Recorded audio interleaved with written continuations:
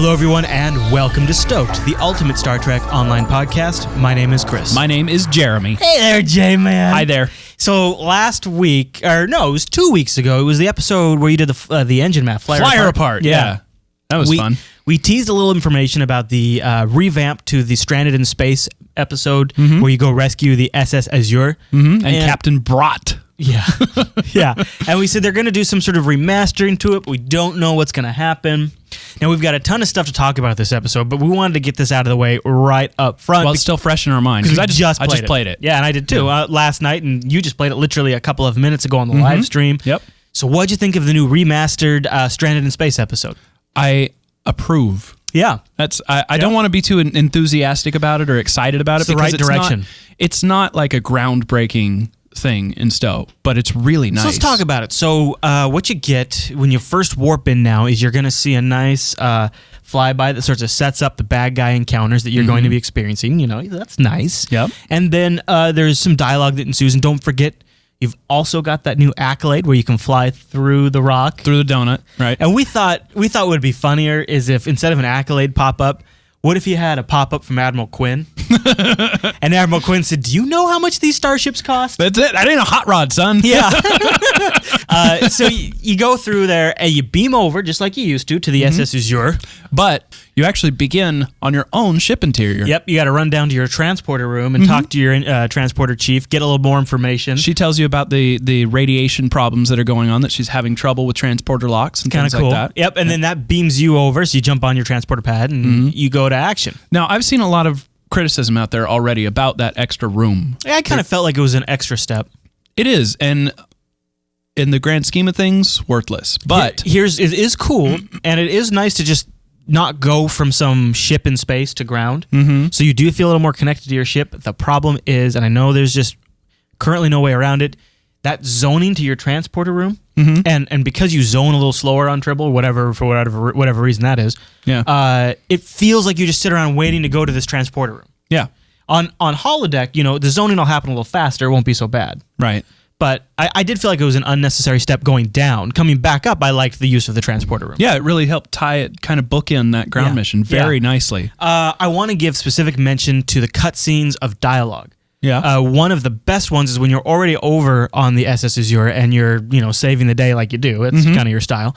And you begin interacting with one of the people on the SS Azure, and they cut to a dialogue sequence. Yeah. And that dialogue sequence includes dialogue back over on your ship from your transporter chief. So you get to see scenes happening there on the ground, which is epic and cool. And then you also get a throwback back to your ship, which ties your ship from the interior back into that ground mission. It's much more immersive than just having a dialogue pop up in front of your screen, that big blue box. As soon as that happened, as soon as that sort of clicked in, I felt like, oh, now I'm playing an episode. Right. And I saw that same reaction in our chat room when I asked them about it. It's like, yeah, that really felt like an episode. I like that part. I liked all of the cutscenes that they included, and none of them felt like a waste of time. None of them felt like if I replayed this again, I would want to skip that one or anything like that. Yeah. All of them were quick, to the point, but also really nailed home the spirit of the mission, made it feel more like a Star Trek episode. There was definitely, and of course you're not going to expect that on a remastered episode,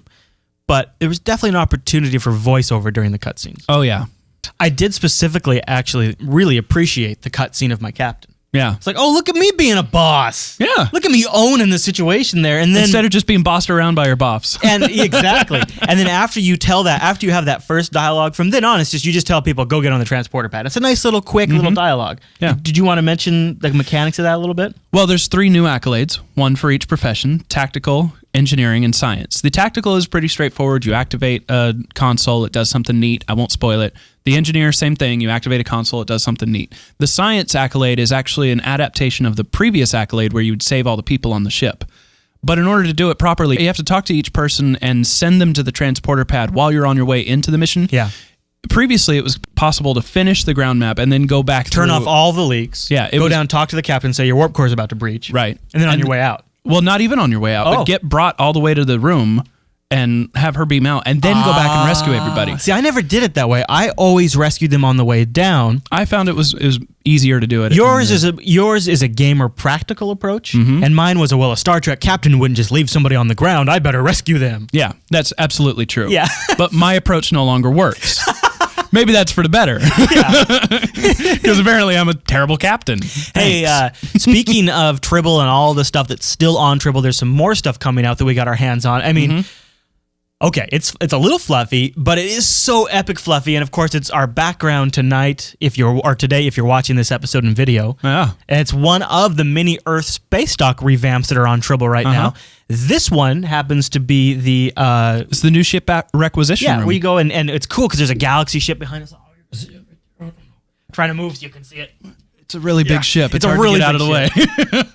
And that is a full-scale galaxy ship. The whole area back there is a full-scale model. Giant. If you look out the window, you'll see a tiny little shuttle flying by. That's a full-size shuttle. Yeah. Or runabout. Yeah. It is slick. You could park some ships in there. We flew around. I was really impressed with this room in particular. You can't really see it in our background, and I don't know if you can see it anymore now that they moved the galaxy closer, but there are also loading bays on the far side. Yeah, there's doors. There's doors over there. Yeah. So and there's runways for those doors, which is cool. It's a nice touch. But that's just one of the few tweaks that are going on. Now, Earth Space Dock... Oh, it's also got a new club. They revamped Club 47. Earth Space Dock does look the same from the outside, but Club 47 looks great. I love the lighting and the sort of ambient music that they've added. They've also just sort of cleaned things up. If you run through the new Earth Space Dock and sort of look at things like the exchange area and stuff like that, it's all a little tightened up. It looks a little cleaner. The shipyard looks different. You now... Quinn's office? Quinn's office. Yeah. We got to mention Quinn's office. That looks great. I think his fish tank got an upgrade too. Definitely like in the new fish tank. It's now this like multi-tiered office with like an area down below for briefings and his desk up on a little platform. And a tactical view of like sector space that to me honestly looks like he's monitoring Klingons. Yeah. Which is kind of cool. And then if you move on into the center of Earth Space Dock, so you know how Earth Space Dock's kind of a circle, spoken hub. If you go into that middle hub, they've sort of revamped to a larger display, and that middle area to me now looks more like a tactical area. Like, oh yeah, that's right, this is a Starfleet Operations Center. People are up there, they're monitoring for intrusions into the solar system. Because as not only are they working on ships, but they're also defending Earth. Right. And that when I saw that, like, oh yeah, that's what they're doing in here.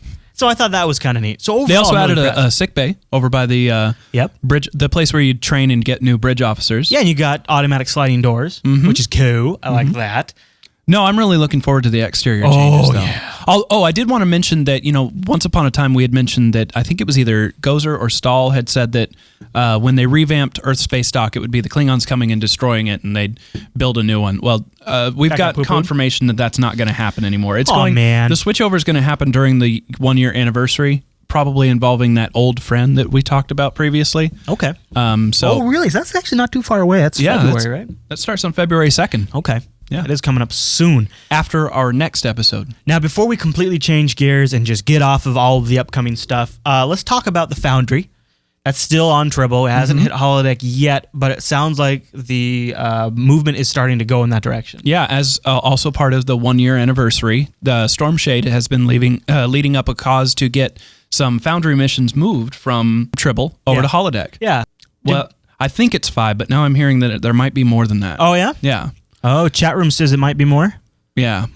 We'll find out. But I have the names of 4 of them here. Oh, we already know. Yeah, The Longing that we actually reviewed in a couple previous episodes by Rachel Garrett. That's going to get moved over. That was like our number 2 voted episode, right? Yeah, and my personal vote. Yep. So that's going to land on holodeck. So is Tipping Point, Unholy Alliances Part 1, and the Syndicate Extraction. I don't know what the 5th or any after that might be. What about Murphy's Deep Space 11 mission? I don't know. Oh, come on. That's a great one, guys. Come on. Oh. Let's get all of the remaining stuff that hasn't happened yet out of the way. Okay. Well, there's some sad news for the whole hot swapping of shuttles thing that we had talked about previously. I'm ready. Yeah, I already told you about it. You were upset. I'm You were really upset. Okay, All so we had right. talked previously about the idea that the new shuttle mechanics, the reason that they were going to be so extra special, super uber, was because you could switch straight from your Were ship. we guessing? Yeah, we were guessing. Oh, that was like a nice if it could be. yeah, kind of thing. that would be the only reason that shuttles should be a big deal, is if you could switch straight from your ship Otherwise, to the we've shuttle. got runabouts now, and there's going to be a different skin. And that's what it is. So to it start turns with, you're out, still yeah. going to have to go to the shipyard to switch from your primary ship to Same your way shuttle. same way you switch from all your ships. And to be honest, I've been doing that a lot lately because Yeah. I am rocking that Galaxy refit with the saucer step. It is so mean. But you went and tried out the Intrepid, and you tried out a couple other, And I just got so sick of moving my gear around. So I'll probably eventually equip one and just leave it equipped so I can just switch to it. Mm-hmm. I already do that with my runabout now, and I just never do it because I have to already be at Earth Space Dock or somewhere else where I can do that. And at that point, I'm usually there to do something, and I need my main ship. Yeah. So Now, I'll be more excited because they say once they add shuttle bays. Yeah, that's which that's the silver lining. They did once they confirm. add them, Yeah. does They did that confirm mean? that ship interiors will eventually have shuttle bays. And Then you might then build you'll lots of switch from there. the same scenario is going to apply to the captain's yacht, which will be part of the 400-day vet award. Mm-hmm. So that's something to keep in mind too. Well, a little bit about the 1-year anniversary, the 400-day vet award, because there's a couple of things. Those that are separate, but they're coming just coincidentally right around the same Right. time, because 1 year is very close to 400 days. So I'm just going to kind of lump them together because you got a bunch of stuff coming up in this time frame. One of the things that I thought was interesting because it also sort of ties in with a C-store item, sort of kind of, let me get there, is you're going to get a permanent always-on 5% boost to experience. Mm-hmm. They started with 100 day was 2%, then 3%, then 4%. Now we're up to 5% boost for all characters under Lieutenant Commander 6. Okay. Now, I mentioned the C-Store thing because there's also, this is not related to any of this, this is just also coming down the pipe, is a C-Store item you're going to be able to buy where you can get it for an hour or you can buy an 8-hour block. Is that right?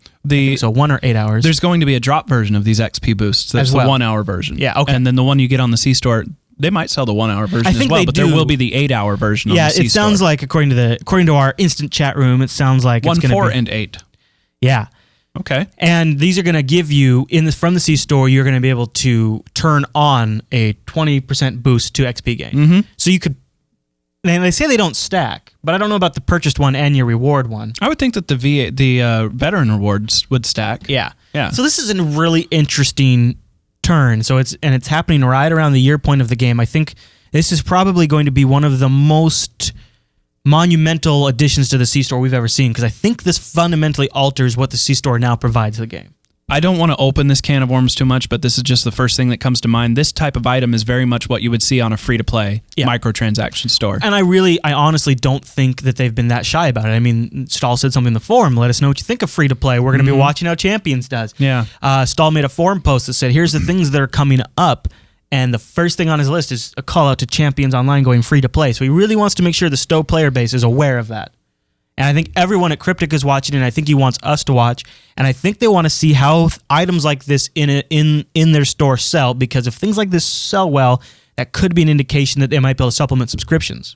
It could be. I'm not totally comfortable with something like this being in the C-Store, though. No, neither am I. And maybe this is just us. Maybe we're in kind of a bubble, but everybody that I seem to play with has already got at least one VA or Lieutenant General. So it seems weird character. to give you something that makes you play through the content even faster. Yeah, we had people in our fleet that were VA within like 4 or 5 days of launch. But those people are insane. Or Rear Admiral at the time. I think that is bubble. That's very much a power gamer type, but I'd see so many people that are VAs now that are capped out and have been for weeks or months. We're coming up on a year. I think almost anybody that's been playing since the beginning has a VA. Now, granted, you were taking your time and you just hit it like the last couple days. Yep. But still, you're there. And Sorry, that was a VA dance. You see, it kind of goes like this. There you go. Nice. Yeah, I did it because I wanted the new ships. yeah, That was really the only reason I went there, because I knew that I sort of hit a ceiling of content. I literally had this VA boost anxiety. of 20% XP boost is just getting you 20% faster. longer to sit around at max level. But see, the game is changing, and I think that's why it's going to be okay. Now, first of all, we should say we fully acknowledge that we might just live in a bubble of the most active players, and that's that's who's in the chat room right now. That's who watches and comments on our shows. Who's in our fleet? We totally get that. Yeah. And I, as a player, had VA anxiety, or at the time I had Rear Admiral anxiety, but I just did not want to reach endgame content. Yeah. And I finally let that go because of episodic weekly content and the Foundry. Those things helped me get over that, and so I think because of that, once the Foundry's rolling, once we get more episodes, and you got the mission replays, I don't really see it so much as now you're out of content as soon as you hit VA. I don't see that as the same problem. So maybe it's not a big deal, but I only thing I could see this for is alts. To be totally honest. Yeah, and actually, I will probably use a few Otherwise, on my alts. Is it cheating when you're using the component of a game to alter the game's own math?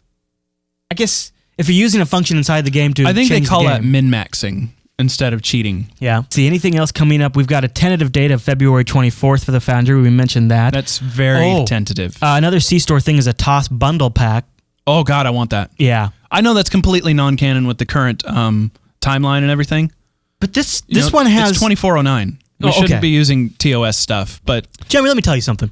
I'm a Vice Admiral. Yeah. And I now have the authority that if I wanted to go pull something out of mothballs and spiff it up, maybe it's a flying museum. Yeah. The Queen Mary is still sailing the sea. That ship's like 100 years old. Ship interiors.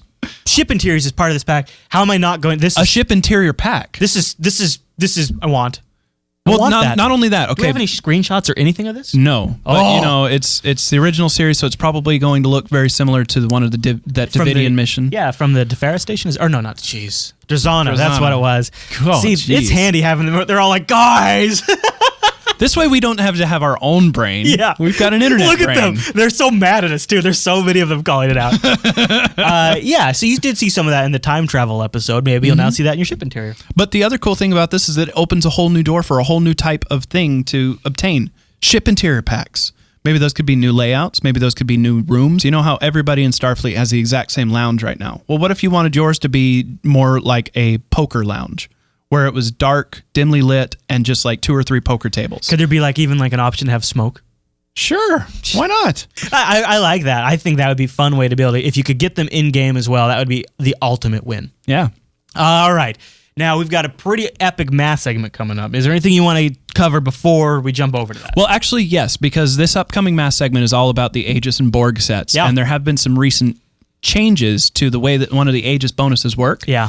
The 2-piece Aegis bonus is getting a change so that the defensive bonus is no longer affected by your speed. So faster ships no longer benefits more from defense, from this particular set bonus defense. Oh, I'm glad you made that clear. I actually thought it was the opposite way. I thought, I had it flipped around. Originally, actually, yesterday they changed it, or the day before they changed it so that slower ships would benefit more.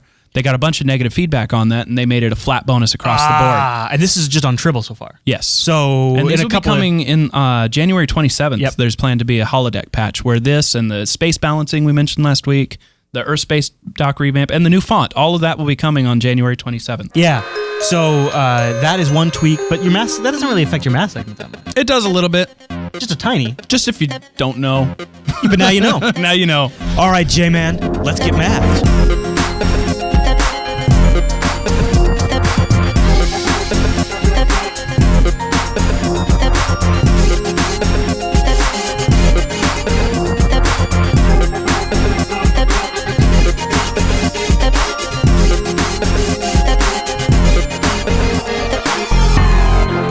So, you're ready to stick some shiny bits on your space yacht, and you're trying to figure out whether you should be pimped out in evil green glowies or looking like a neon sign in Vegas. Well, fear not, intrepid explorers and conquerors, because I have the inside scoops. For tips on obtaining these awesome bits of gear, as well as a little bit more of a mathy explanation, go check out our complete show notes. For this segment, I'll jump straight into the pros and cons of each piece of set gear. Since the Aegis set has no console component, it's a no-brainer to go get yourself the Borg Universal Console. I can say, without any doubt, that this console is worth having for any Starship captain. The stats are amazing, it fits in any console slot, hence Universal, and it's relatively easy to obtain by completing the Assimilated mission in the Undine front. Not the easiest mission solo, but it sure ain't an STF, so get out there and pick up your free Uber loot. Now, on to the set pieces that actually require some choices to be made. I'll start with the Deflector Dish, since each of the two dishes are the least flashy stat-wise of any of the set pieces. Choosing one or the other should be done based on 3 criteria. 1. Which skill bonuses best fit your overall character build, that is, sensors or deflectors. 2. Which power level you're more focused on, auxiliary or shield power. And 3. Which set bonuses this piece will activate. This last point is actually the most important of the 3. The set bonuses of either set are more powerful than skill considerations or power levels, in my opinion. How about the engines? Clear winner on the Aegis side of the fence, as it has across the board better stats for when it matters. Combat. The sole benefit I can see of using a Borg engine is the higher speed in sector space, and it wouldn't be difficult to swap in the engine for long distance travel and swap back to the Aegis engine for superior speed and maneuverability during combat. The +5 engine power obtained by equipping the Borg engine is easily outshone by the +10 combat maneuver skill of the Aegis set. So my recommendation is get them both and use the Aegis in combat and the Borg while traveling. And finally, shields. Without a doubt, this is the biggest difference between the two sets. The Borg set employs the absolute best regenerative shield array in the game, while the Aegis relies upon a beefy covariant type. Now, if you recall from our Master Your Shields math segment, you'll know that I am very much in favor of covariance for a whole list of reasons. However, the special bonuses of each of these shields and their associated set bonuses give them each a distinct place in combat for specific space combat tactics. Generally speaking, regenerative shields suffer from being unable to keep you shielded in a sustained firefight, since the rate of regeneration under even the best of circumstances is usually not high enough to offset the incoming damage. However, the Borg set has a bonus when equipping 3 set pieces that drastically improves this situation by firing off a very large automated shield heal. This heal has a small chance to trigger every single time damage is sustained, which is several times per second. In my experience, it has a tendency to go off at least once, even in very brief firefights versus things like fighter swarms. In protracted encounters, the 3-piece set bonus actually fires off frequently enough to be reliable, a noteworthy feat when you're talking about random chance. The downside is that just like any other regenerative shield, you need to keep your shield energy very high to benefit properly from the regenerative effects over time, as well as being maneuverable enough to spread out incoming damage to all 4 of your shield quadrants. Not every captain likes to fight like that, but if you do, then I'd recommend setting your ship up as follows: Borg shield, Borg deflector, Borg console, Aegis engine. This gives you the best bonuses to survivability and only forces you to sacrifice the 4-piece bonus of the Borg tractor beam. From all accounts I've seen, the tractor beam is a very fun toy, but generally not powerful to change the tide of a battle. As for the Aegis shields, they're far more than just a basic covariant barrier. Aside from having a very high overall capacity, though not quite as high as a Mark X Cap 3, they also offer skill bonuses that will increase many of your shield recharging abilities. In addition to the base defenses of the Aegis set, having 2 pieces equipped gives you a chance of increasing your defense stat each time incoming damage is received, which increases the chance of being missed by incoming fire. The defense stat is percentage-based, modified by your current speed, and therefore much more noticeable on highly maneuverable ships like escorts and birds of prey. And as if all of that extra survivability wasn't enough, equipping the entire Aegis set also gives you a chance of becoming extra super duper sturdy against a specific type of incoming damage. That is, if you're being blasted by plasma weapons, you may find yourself suddenly with an extra resistance to plasma. This resistance boost lasts a good long while and can stack. However, it falls shy of being a reliable lifesaver, unlike the Borg 2-piece bonus. Here's why. In a 2-minute sustained battle against a single ship with incoming fire at a rate of 2 shots per second, you will sustain damage 240 times, or 228 times if you factor in an estimated 5% miss chance. Since the Borg 2-piece bonus has a 1% chance to activate, you will on average see it go off twice in this battle, each time healing you for 52% of your total hull points. Meanwhile, the Aegis' 3-piece bonus will activate somewhere around 4 to 6 times in this 2-minute conflict, each time giving you a 10% resistance bonus to your hull. This bonus also requires that your shields be up and active. If your shields are offline, drained, or knocked out, the Aegis 3-piece bonus will not activate. Furthermore, the resistance bonus applies to hull damage, which if your shields are active, you're already receiving a very small amount. Reducing this small amount of incoming hull damage is way less impressive than healing half of your hull twice. Still, if all this sounds dandy, it's really easy to equip your ship with a full 3-piece Aegis set and the Borg console for added badassedness. However, I recommend going 2 and 2 with a set of Aegis shield, Aegis engine, Borg deflector, and Borg console. This setup gets you the better engine and the tougher shield, while also giving you the 2-piece Borg heal, which can offset the damage sustained by shield bleed through. As an extra bonus, you'll also be keeping that defensive boost intact with the 2 pieces of Aegis gear. All in all, quite a good bit of survivability. Now, as a matter of personal taste, the engines and deflector could be swapped out, which would leave you with Aegis shield, Borg engine, Aegis deflector, Borg console, which would net you a +5 to engine and shield power and change up some of the science skill boosts at the cost of some turn rate and speed, without sacrificing either of the 2 separate 2-piece set bonuses. As a nifty bonus to these final configurations, they look really mean. I am Troncutus of Borg. You will play in the games or be de-resed. Resistance is against the wishes of the MCP. You will be mat-simulated.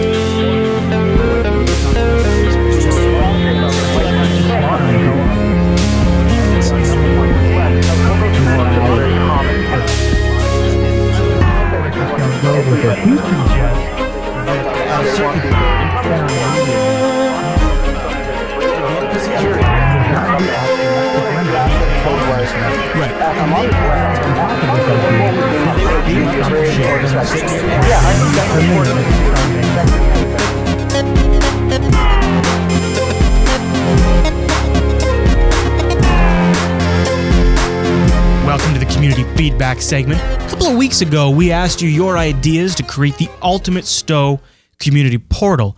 But for the most part, the feedback we got was more about the question in the segment than it was actually about a community portal. It may be possible that we were actually asking the wrong question. And you know what? We're not too big to admit when we're just wrong. Yeah. So, but we did get some great feedback on this. A lot of very enthusiastic listeners out there send in things like suggestions. Many have their own site that they're attempting to use as a community Some of them are portal. nice, too. Yeah. We'll talk about one here at the end. Quite a few of them are pretty good. But the problem with that is that each one of those new community sites that pops up somewhere on the web and tries to get people to start using it basically becomes one more fragmentation of the overall community. I mean, you could hope that maybe eventually something would rise to the top that everyone would kind of rally around. Absolutely. And maybe that's just what needs to happen, because the one thing that I think a lot of you were concerned about was if something was ran by Cryptic, then Cryptic would have control over it and could censor or change things. And let's be honest, they might have to in order to put across a good look to new players and to their investors, everything like that. They have to keep it generally positive. Yeah. And they could just say, well, we're curating that. Right.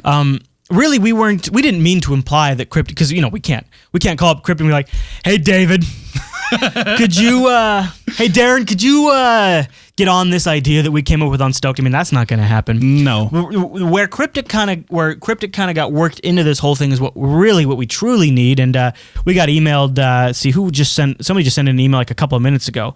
Parker sent an email a couple of minutes ago that said, look, you just need access to the Foundry database with some sort of API, not like read or not like write access. We just need to be able to link to missions to pull the information and be able to display it. Yeah, and that was kind of how do you do that without Cryptic support? But maybe they could do something like they did for the XMPP chat. If you're not familiar, right, there is actually a way to chat in game outside of game and hook up IRC channels for auto echoing back and forth and all that kind of stuff. So if those kinds of things are exposed to players, maybe something like an access to an external Foundry database.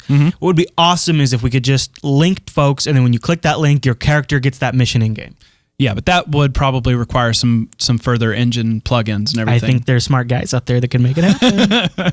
If it was hosted by Cryptic, but again, then we get back to the censorship issues. They just need to make like a I'm calling it an API, but they just need to make something available that anybody could write for, or with maybe with permission or some sort of gated access. I don't know how you do that, but then anyone can make a community site, and then the organic nature of a community could build up and grow something around it. Right. You've got some leaders out there. You've got STOwiki. You've got Starbase UGC. You basically, what we're starting to see at this point in the overall growth of the community around STO is the best sites are rising to the top. Yeah. The best, it's not necessarily the best fleets, it's the ones that can actually offer information about the game. STOwiki is a great example. They're always up to date on all of their information. Starbase UGC is pretty much becoming the go-to for Foundry information. Both of those places are growing their own communities as well. Yeah. And so let me take another comparison here. Most of us have heard of World of Warcraft. Oh, right? absolutely. Well, one of the biggest information source sites out there is a site called Wowhead. And it's a completely searchable database for everything that has to do with WoW. Up-to-the-date information on events, equipment, That's raids, nice. everything about it. It's also got one of the greatest communities A community calendar would be nice too. outside of the official WoW forums. That Wowhead has one of the greatest WoW-related communities That's out really there. cool. It's because it grew around a need for information. Yeah. I think that's what's going to end up happening with STO, and I think that's what we're starting to see now. So Hopefully. that brings me to the next site submission that we actually did receive. You know, Yeah. like I said, a lot of you guys sent in submissions about, I'm doing this. It might be cool. It might work for the community. Well, But this you and I one- both really like this one. It's Foundry This one Missions. very well might be it. FoundryMissions.com, and it's a really cool site. I like the design of it, and they've taken special care to go in here and get some screenshots of the different missions that they're reviewing. And we're not talking just links. They've got full write-ups on the mission. And you really know what you're getting into. There's also some general news on here as well, including mention of some STO podcasts and stuff like that. So it's a pretty good site, but I really like the attention to detail with picking the Foundry missions, the inclusion of the screenshots and stuff. Likes. What I'm really looking forward to is the author of this site sent me some information, and I think he mentioned eventually having a searchable database of any Foundry missions that they have on the site, including tags. Things that you can't do in the game. So, like, if you want to run a Romulan mission, you can go to Foundry Missions, type in Romulan, and receive a list of Romulan missions. I would love that. Yeah. I would love that. I mentioned just off the top of my head about that chat integration out of game where you can chat and stow. If you go over to JupiterForce.org, and just a disclaimer, that's the fleet for the show here, which is the best fleet ever. They have there's a link. There's a post right on the front page of Jupiter Force right now of the XMPP client for Android. You can actually chat in STO from your Android. phone. And there's a link over. It's Jupiter Force. There's an example of a fleet, our own fleet, that is putting information out there for the general public as well. That just becomes a good resource. Right. And I like that a lot, and I like what we're seeing. So as these things go to the top, that's awesome. Now, if Cryptic could maybe just meet partly and maybe enable some of these tools for the community, then we'd really see some stuff happen. I agree. All right, J-Man. Wow, well, what a heck of a show. I really like that math segment. Yeah? It was a powerful one. And I think we all learned something there. The more you know. All right, everyone. Well, thanks so much for watching this episode of Stoked. Now, we come out Tuesdays over at JupiterBroadcasting.com, usually in the morning time frame. And there's RSS feeds over there you can subscribe to just to get the show automatically in pretty much every format, however it comes out. That's and if you want to be one of these crazy 200 or so people that are watching us live on Saturday mornings, you can catch that over at JupiterBroadcasting.com/live. Yep. We turn on the cameras around 10:30 on Saturday mornings. We're generally going by around 11 a.m. Pacific. Yeah. And if you're, in a different time zone, just think when the weeklies release, we're already live. Yep. So, and that's going to be coming out on February 5th. So we'll be doing live gameplay of the new weekly episode right over on our live channel when it hits holodeck. So that'll be exciting. And then, of course, we'd love to see you there and join us in the chat room and play right along with us. Yep. Okay, everyone. Well, thanks so much for watching, and we'll see you next Tuesday.